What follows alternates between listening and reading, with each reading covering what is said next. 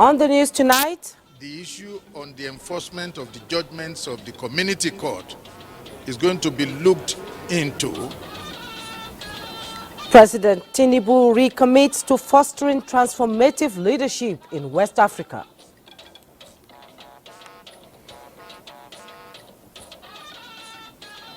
TUC reviews implementation of agreements with the federal government amidst current efforts create avenue for further discussions.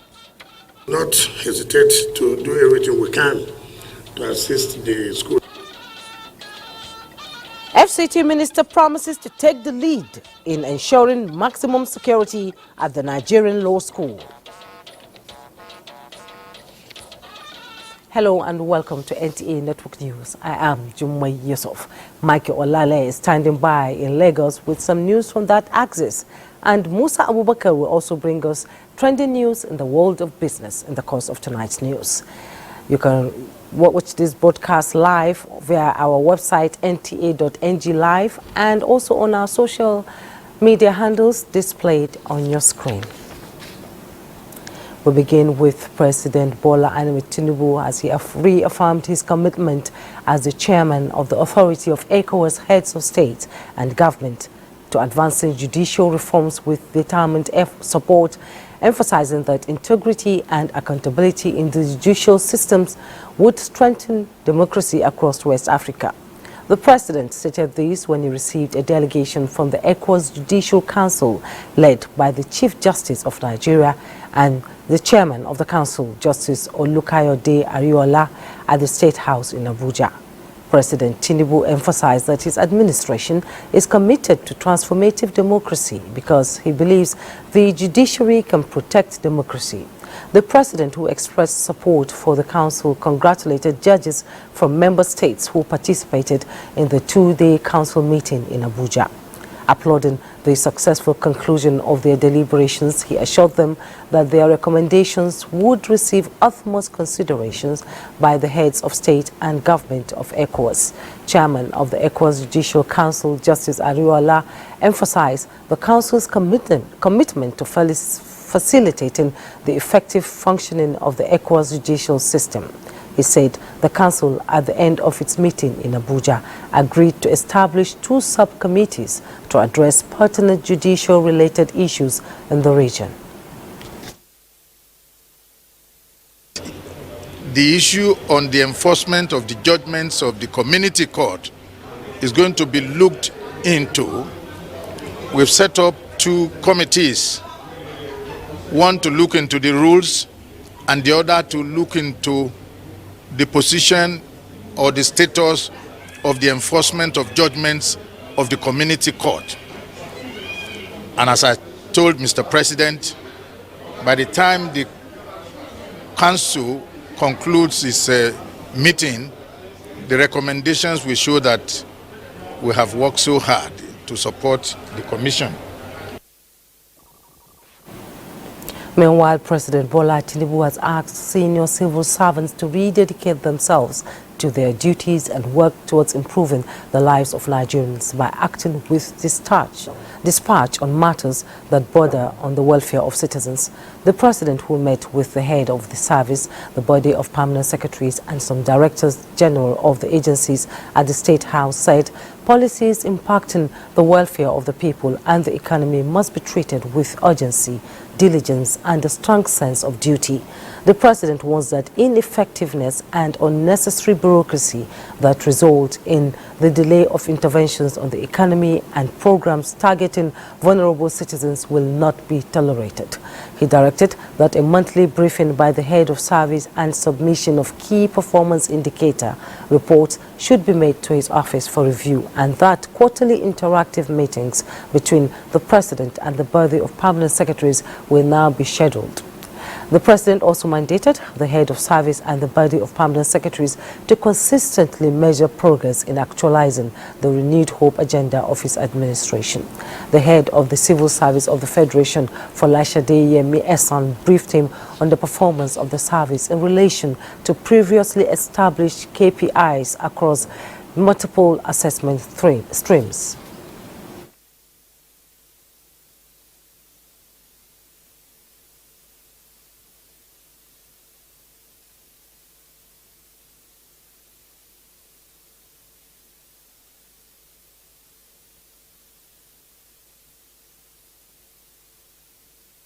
Mr. President has given us a double march order to ensure that all the projects, all the programs that are domiciled in the ministries become a reality to Nigerian citizens. And the permanent secretaries also have given him the reassurance that that's why they're there, that they are his foot soldiers in the ministries and that they would work there tirelessly.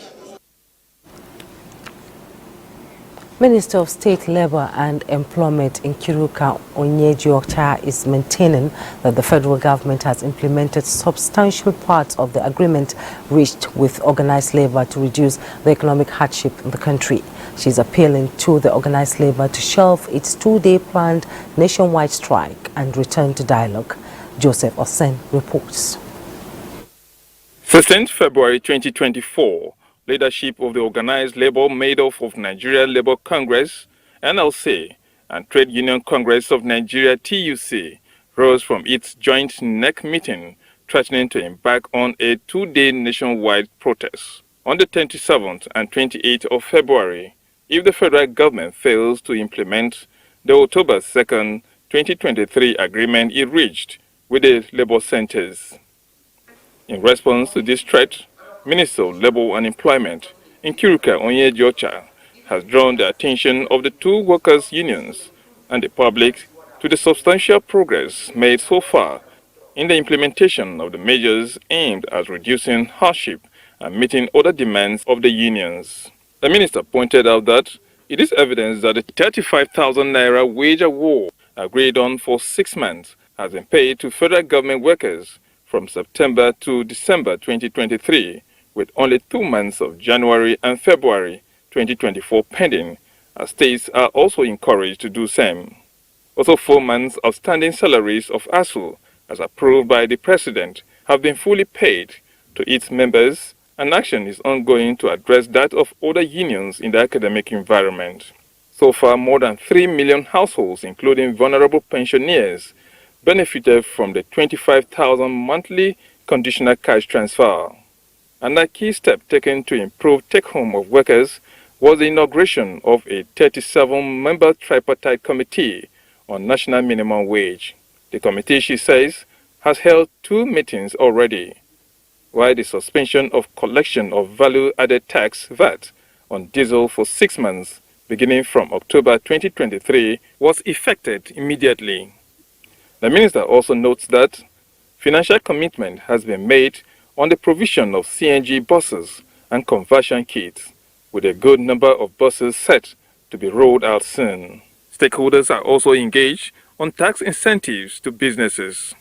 Distribution of subsidized fertilizer was one of the major components of the October 2nd Memorandum of Understanding. This, the minister notes, government has made tremendous progress in this regard. Meanwhile, plans are in top gear to accelerate the process of job creation through the release of funds to micro and small-scale businesses. Furthermore, a joint visitation by government and organized labor to the refineries was agreed on, and that the Minister of Labour and Employment says was successfully carried out on the 21st of February 2024, where it was also established that the Port Harcourt refinery is 80% completed. Another content of the October agreement was the leadership crisis rocking NURTW and RETEN. Government waded into the matter, and the issues are amicably resolved, with the transporters operating their businesses peacefully. Though implementation of many of the agreements reached with labor leaders may take longer time, the Minister of State Labour and Employment believes the substantial progress made demonstrates government commitment in honoring the signed October 2nd agreement. In Abuja, Joseph Utsen, NTA News. In the meantime, the federal government and the leadership of the Trade Union Congress, TUC, have met to review the progress report on the implementation of agreements reached October 2nd, 2023 between the government and organized labor. This comes in the wake of the statement by the Minister of Labor, State Labour and Employment, Nkiruka Onyejiocha, which says the federal government has made substantial progress in implementing the agreements reached between government and labor unions. The leadership of the trade union, while commending the federal government for its efforts so far, however, differed with the government on some of the items such as the NURTW leadership tussle. Secretary General Nuhu Toro scored the federal government 50% in the implementation of the safeguards, which to him is a pass mark, but urges government to use the window left to improve on its performance to reduce the hardship in the country. Both parties agreed to continue with discussions to possibly avert the planned protest. The National Economic Council has taken further steps to ensure food security and put an end to the economic challenges confronting the nation. The decision was taken during the 139th meeting of the Council held virtually and chaired by Vice President Kashim Shettima. The Vice President said with collective efforts in developing a clear and actionable roadmap through short-term, medium and long-term strategies, Nigeria will overcome its economic challenges in the country. Minister of Agriculture called for action against dollarization of locally produced commodities, which is impacting negatively on fertilizer prices and agricultural productivity. Vice President Kashim Shettima, however, advised state governors, ministers and other NEC members to align their action with the reality on ground. This report will come in our subsequent bulletin. Still talking the economy, latest figures from the National Bureau of Statistics says the country's gross domestic product GDP grew by 3.46% year-on-year in real terms in the fourth quarter of 2023. The statement by the Bureau indicates that the growth rate is lower than the 3.54% recorded in the fourth quarter of 2022 and higher than the third quarter 2023 growth of 2.54%. The performance of the GDP in the fourth quarter of 2023 is said to have been driven mainly by the services sector, which recorded a growth of 3.98% and contributed 56.55% to the aggregate GDP, while the industry sector grew by 3.86%. The agriculture sector grew by 2.10% from the growth of 2.05% recorded in the fourth quarter of 2022. Now, for more on the latest GDP figures from the MBS, let's bring in Professor Uche Owaleke, Director, Institute of Capital Market at the Nasarawa State University, KEFI. Thank you so much, Prof, for joining us. Thanks so much, Jumai. So if the real rate of the growth rate of the real GDP is indicative of the general health of the economy, what does this latest figure imply in correlation to the quality of life of majority of Nigerians? And I also want to have your thoughts on the main determinants used for gauging the GDP growth for the fourth quarter of 2023. Yeah, thanks. Of course, we know the GDP is nothing but the value of goods and services, monetary value of goods and services produced in an economy over a period of time.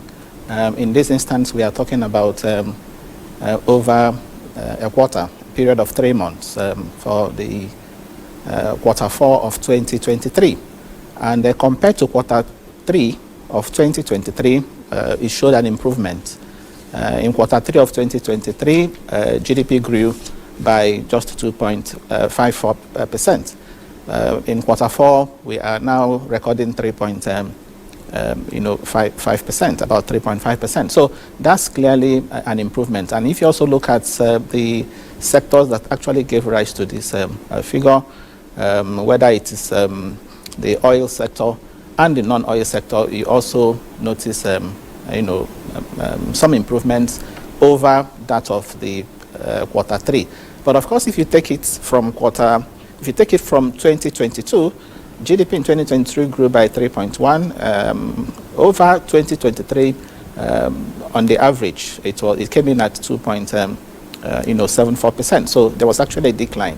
Okay, so while noting that there was an improvement, the worry I have about that growth has to do with the quality of the growth. That's speaking to its inclusiveness. Inclusiveness in the sense that, again, just as you noted, the services sector, was largely responsible. Again, if you also look at that number from the National Bureau of Statistics, the oil sector appear to have also contributed, because the production level actually grew from 1.45 million barrels per day to 1.55 million barrels per day. That's actually helped the oil sector. So when I talk about inclusiveness, I mean the sectors that are powering growth are not, if you like, the employment elastic sectors. Okay, so even if the oil sector is growing, and the question to ask is how many people are employed in the oil sector. The financial services sector, for example, is also growing at 29%. That's one sector that has also helped to power growth. Again, the question is how many people are employed in that sector. So that's why you find that some of these growths we record don't actually have significant impact on the lives of the ordinary Nigerian, because of the source of this growth, as opposed to growth in, say, the agri sector, growth in, say, the manufacturing sector. That is where you see real impact, on the people. Okay, we see growth. The services industry, they say, is almost responsible for the growth in the GDP. And how strong must this growth be for Nigerians to feel the impact? Yes, a growth rate of 3.5%, of course, is still weak, given where we are. Nigeria should be talking about growth rates in the region of 7% on a sustainable basis for us to begin to see the impact, especially when it stays above the population growth rate over a period of time. But having said that, what is more important actually is actually the source of that growth. I had mentioned earlier that the real sectors, the agri sector and the manufacturing sectors, growth rate are still weak. Agri sector, for example, grew by just 2.11%. The manufacturing sector by just 1.3%. So these growth rates are weak. And don't forget, the agri sector contributes about 26% to GDP. Manufacturing sector, 8.3% to GDP. The crude oil sector that grew by 12% or so contributed just 4.7% to GDP. The financial service sector, where you have the banking and insurance, contribute just 4.5%, to GDP. So as long as we don't have this source of growth from manufacturing, from agriculture, productive sectors, we may not really see the impact on the economy. And that's why you find inflation rate, still high. So if we produce more today, you can be sure that it will impact inflation and people will begin to feel it. So I want the policymakers to begin to focus on the structure of our economy, the structure that gives preference to the productive sectors of the economy, agri, manufacturing, okay? More importantly, the way it is now, it is the service sector that is powering growth. There is a reason why the agri sector is called the primary sector of the economy, industry sector is called the secondary sector, and services sector, the tertiary sector. So you don't begin your schooling from the university, you start from the primary school. So we need to deal with agri sector, deal with manufacturing sector before we begin to talk about the tertiary sector. So something has to be done about the structure of the economy for it to have meaningful impact on the lives of the average Nigerian. And of course, you begin to see that in inflation rate. You also begin to see that in exchange rate, because the more you produce and you have something to exchange with the rest of the world, your exchange rates will come down and your local currency will gain value. Indeed, Prof, we are making, sort of make gains, then it's like one step forward and then we'll go back on that. And we hope that as the growth in the GDP continues, we'll be able to achieve the $1 million goal of the Tinubu administration at this time. Thank you so much for coming on Network News. Thank you, I've been speaking with Professor Owaleke, Director, Institute of Capital Market Studies at the Nasarawa State University, Kefi. Thank you for coming. We'll take a break. When we return, more on Network News. Don't go away.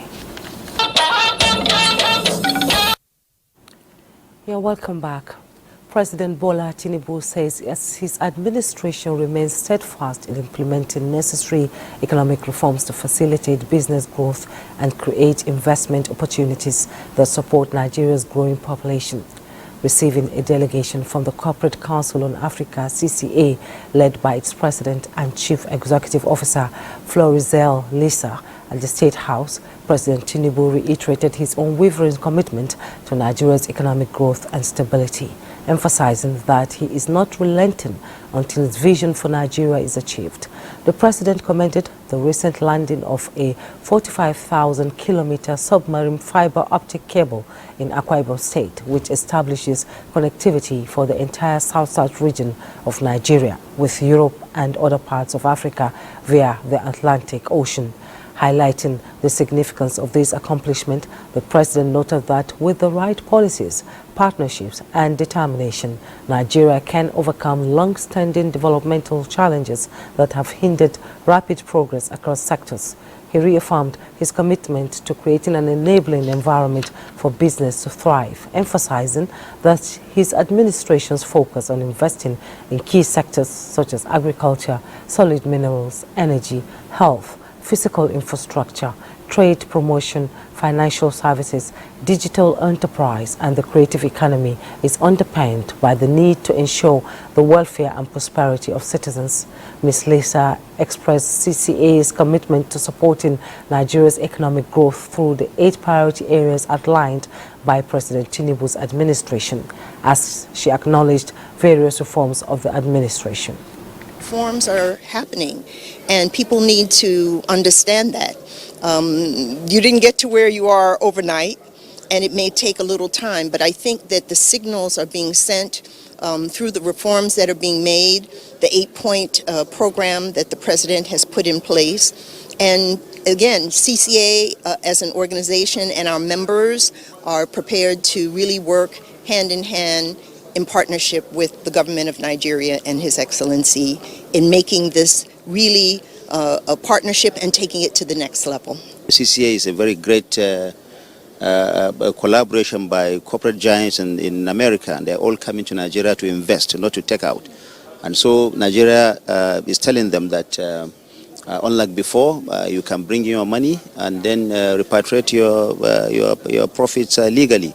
This is one of the reforms that the president is undertaking. You also recall that the PEBEC issue, the presidential environment for business that the president has created, which was launched by the vice president, is also deepening the kind of collaboration that we have with investors, with a view to having more investors come and build confidence for them, and then make it easy for them to do business so that they can bring in with their capital and repatriate legally when it is time to do so. The CEO of CCA invited President Tinubu to consider participating in the organization's U.S.-Africa Business Summit in May in Texas, and urged him to consider CCA as a partner in enhancing USA-Nigeria trade, business and investment. To parliamentary matters now, as the Senate has confirmed the appointment of Olayemi Cardoso as chairman and 11 others as members of the Monetary Policy Committee of the Central Bank of Nigeria. The confirmation is requested by President Tinubu is in accordance with the provisions of the CBN Act. National Assembly correspondent Laimi Ali reports that the Senate says it is fast-tracking communication of the confirmation to the president to enable the committee commence sitting next week. Commend Mr. President for selecting men and women of great expertise that will help us with policies to turn around the Central Bank of Nigeria and redirect the monetary policies. Members of the Monetary and Policy Committee are drawn from the CBN, the Securities and Exchange Commission, the Ministry of Finance, and economic and financial experts. Lawmakers say Nigerians expect members of the committee to immediately redirect monetary policies that would get the country out of the current economic challenges for the good of citizens. Meanwhile, Senate has, in concurrence with the House of Representatives, passed the bill that seeks to establish the Southeast Development Commission. The idea is for the rehabilitation and reconstruction of the zone having suffered from civil war and to address other environmental challenges in the region. However, bills seeking to increase the retirement age of some categories of staff of the National Assembly to 65, also for concurrence from the House, was stepped down for further consultations. We are losing men, and most of this work is by brain. That because we have people who work inside here as our staff, then we want to make them very different from the rest of the staff in the public service of Nigeria. Posterity will judge us that we have done what is wrong. This is a contentious matter. Let us step it down and do more consultation. I so move. Those in support of the motion that were of the view that we step it down for further consultation, say aye. And those against say nay. The ayes have it. 5 bills passed first reading, among them Bill on Government's Performance and Accountability. From the National Assembly, Lami Ali, NTA News. Meanwhile, the Senate Committee on Health has mandated the National Health Insurance Authority to ensure efficient management of the 12.7 billion Basic Healthcare Provision Fund in the 2024 budget, especially at the states. This was at the oversight visit of the committee to the agency. Ignatius Unko reports. Few hours after the confirmation of Dr. Kelechi Ohiri as the Director General of the National Health Insurance Authority, the Senate Committee on Health visited the headquarters of the agency on oversight. This was to get information on the operations of the authority, especially the implementation of its appropriations.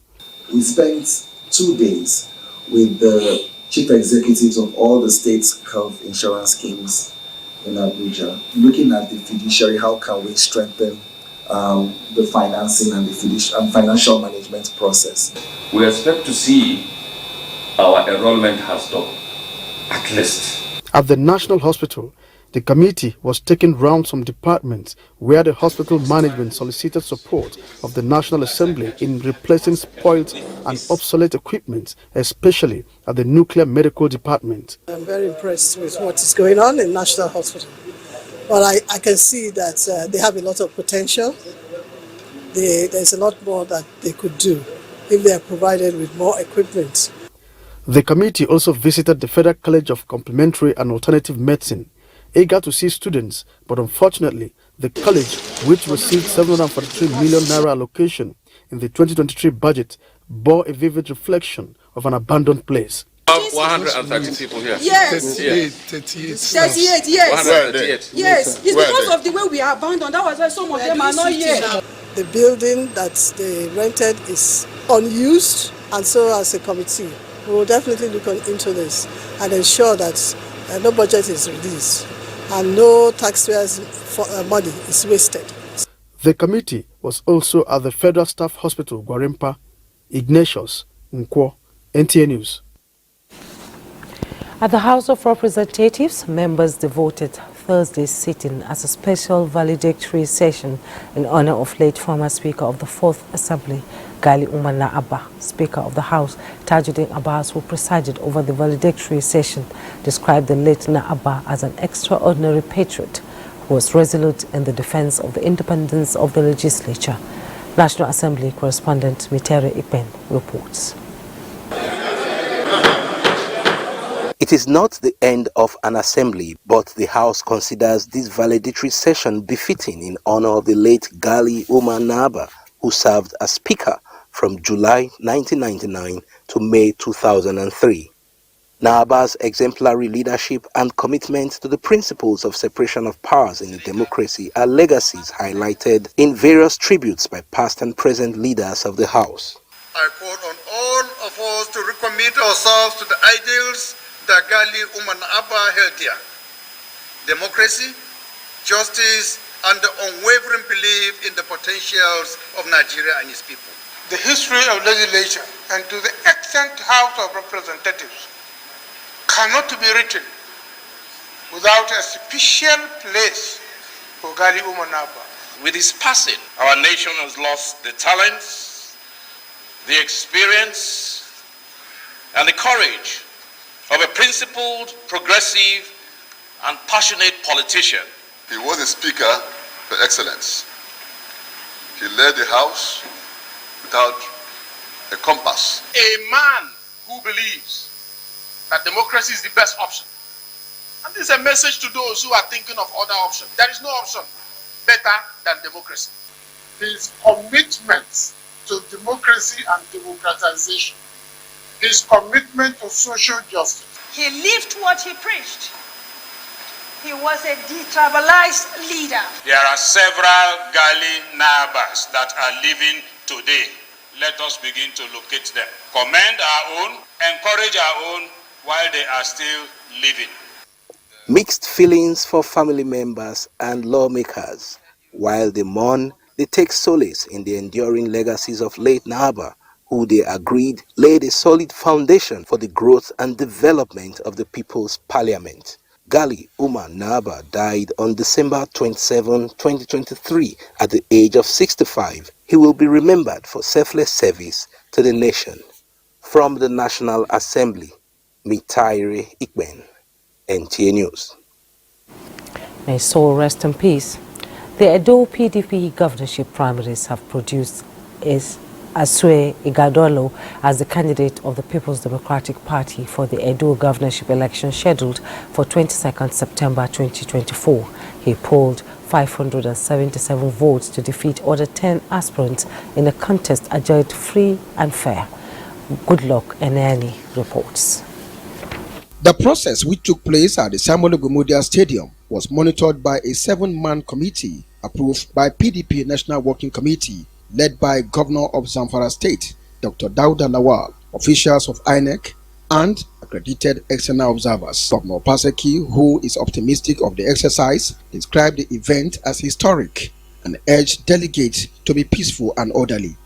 Of the 10 aspirants cleared for the exercise, 4 were absent, while Omosede Gbenedio and Omorege Ogbedeihama stepped down, leaving the contest for 4 of the aspirants: Asue Ighodalo, Arthur Esene, Anselm Ojezua, and Ambassador Matthew Omoibi.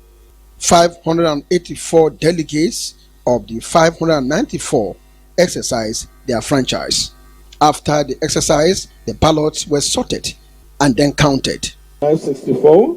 I therefore declared Asurime Ighodalo as the winner. In his post-election speech, the candidate described the victory as an omen of success for the party and the people of Edo. The best among equals has emerged. This exercise was largely successful. Went well, and I'm proud. It's very transparent and open. Asue Ighodalo is a Nigerian lawyer and a businessman. He is from Okaigben, Ewohimi, Esan Southeast local government area. He is married to Ifenyinwa Ighodalo. In Benin, Goodluck Enani, NTA News. The federal government is opening up to more partnerships in a bid to close in Nigeria's current housing deficit and also guarantee improved access to quality and affordable housing for Nigerians. This commitment was further demonstrated in a parley between the Federal Mortgage Bank and delegates from Shelter Afrique Development Bank, who are on a one-day-week working mission in Nigeria. Bosede Ebel reports.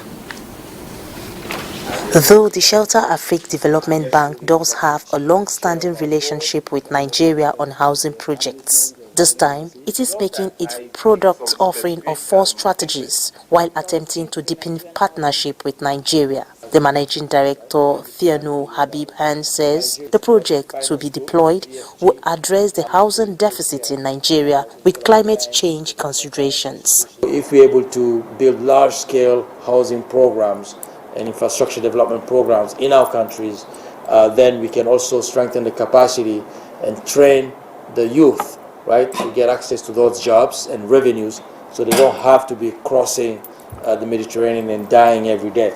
With 3,112 housing units captured in the offtake phase of the Renewed Hope Cities and Estates, the Federal Mortgage Bank Managing Director Shehu Osidi is optimistic the partnership with Shelter Afrique will fast-track the attainment of targets for projects. I noticed one of the options of what you provide is infrastructure financing, so we can access infrastructure financing so that we can complete those estates, provide the offtake, and then we'll pay. They had about 54 housing finance loans made to this country, totaling about 220.5 million US dollars. With Nigeria having shareholdings of 15.22% with Shelter Afrique Development Bank, The government believes this is the beginning of another journey that would put smile on the faces of Nigerians. In Abuja, Bosse Able, NTA News.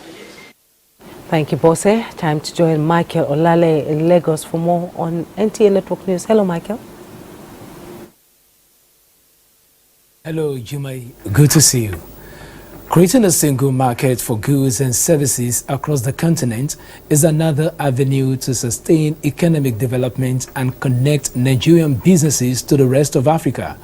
This has become imminent due to globalized economic gains inherent in the prospect, and that is what African Continental Free Trade Area seeks to promote. Larry Biley was at the organization's onboarding trade workshop and filed in this report. Businesses under the Framework Act Guide Trade Initiative GTI and AFCFTA structure aims to facilitate trade on limited set of goods. Cameroon, Egypt, Ghana, Kenya, Mauritius, Tanzania, and Tunisia are countries already on board from its inception in 2022, with Nigeria just coming into the fold. Nigerian company will be able to export to Kenya, to Egypt, to South Africa, to Morocco, in some products at the reduced tariff, in some cases on the completely duty-free tariff. It's a tool for economic development for the entirety of Africa. It will create jobs, spur industrialization. Nigeria businesses and key players believe the initiative will present ready-made opportunities to expand and improve trade and export of locally manufactured goods. There was an interactive session with the spokesperson virtually emphasizing AFCFTA as highway to trade framework for businesses in Africa to interconnect with countries in the region. Should in case there is going to be any barrier, whether in terms of the tariff, whether in terms of the legal, whether in terms of the custom, then you see a kind of a hand-holding, talking to the border where you are taking your goods. The aspect of technical barriers to trade is very key, and that is where the NHUS comes in to ensure there is compliance. A collaboration between the private and public establishments in pushing for favorable tariff concessions, technical barriers to trade, intellectual property, and dispute settlement mechanisms were emphasized as crucial to unlocking the gains. In Lagos, Larry Biley, NTA News. The fight against corruption is unabating, while the need for electoral reform as well as putting measures in place to curb the menace of impunity in Nigeria is paramount. Media leaders at an interactive forum by a group of civil society organizations in Lagos reiterated this stance. Dana Jali reports. Since corruption benefits a select few at the expense of majority, it poses a threat to the peace and development of any nation. And for decades, some civil society organizations have been advocating the need to check this ugly trend. The aim of this gathering of heads of media and non-governmental organizations is to seek ways to rid the economy of corruption.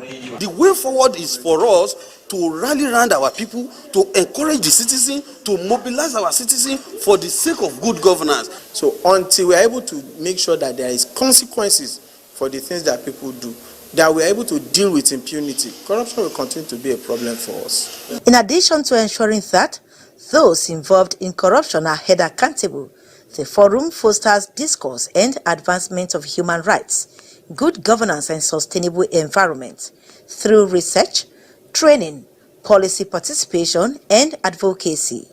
Ways of tackling the effects of climate change while promoting food security are also explored.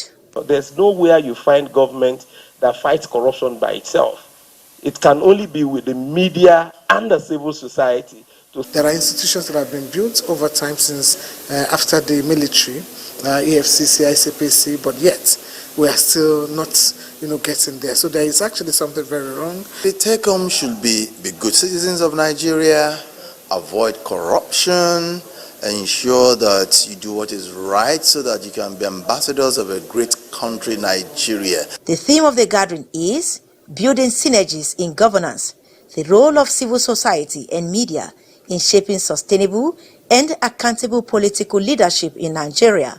In Lagos, Diana Ajale, NTA News.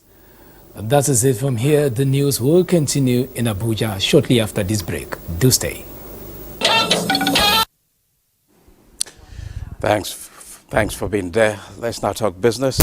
South Africa's Finance Minister Enoch Godongwana says the continent's most industrialized nation's debt remains high at 75% of GDP, while growth is projected to average just 1.6% in the next financial year.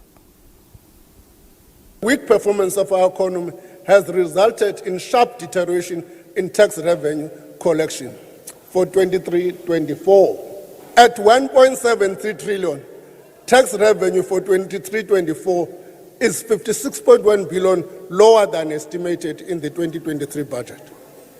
The shortfall is largely due to the decline in corporate profits and revenue for taxes on mining. National government gross borrowing requirement will decline from 457.7 billion in 2024 to an estimated 4.5% of GDP, reaching 3.3% by 26-27.